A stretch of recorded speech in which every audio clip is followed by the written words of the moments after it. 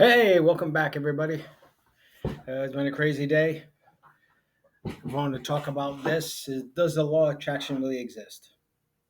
Now, I don't think it exists where when people say you just think of it and it shows up, it's not like that. But do I believe it exists? Yes, it does. Because over the years, I remember I've read a lot about it, a lot of Dr. Wayne Dyer's work. God rest his soul, he passed away in 2015. But there's been times where I've given, I gave someone $10 even though I needed it. Then I was walking the dog at the park and I found $10 like a day later. I think it works like that. When I needed a couple of thousand for a bill, I ended up getting a refund check. This is back in like 2007 or so. But today was the big thing.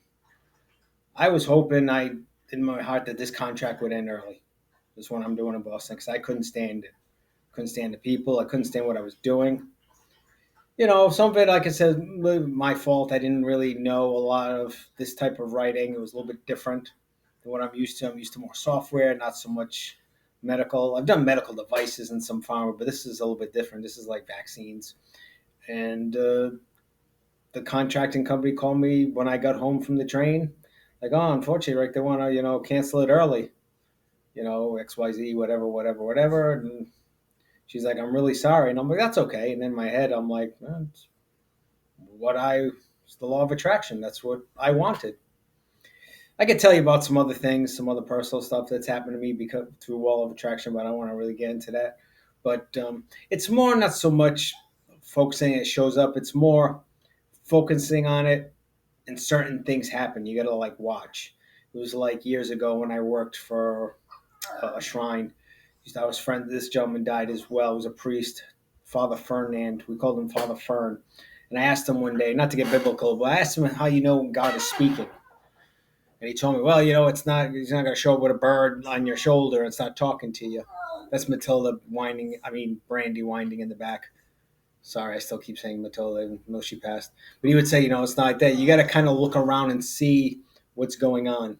So there's been times where I know I've lost jobs because it was God speaking. Because I always ended up with something better every single time. I've been laid off maybe from jobs like 4 times in my life. 2 they were firings and 2 were layoffs. But to me, they're all firings. But yeah, that's how that works. I'm not upset about it. Friends of mine, if they hear this, don't worry about it. I'm all set. I'm a middle-aged guy, so and I live alone with my dog. So it's a new beginning. Something else is coming up.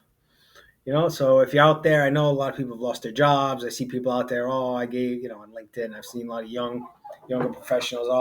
5 years at Google, it was my dream job, and they let me go. Don't worry, there's another dream job down the road.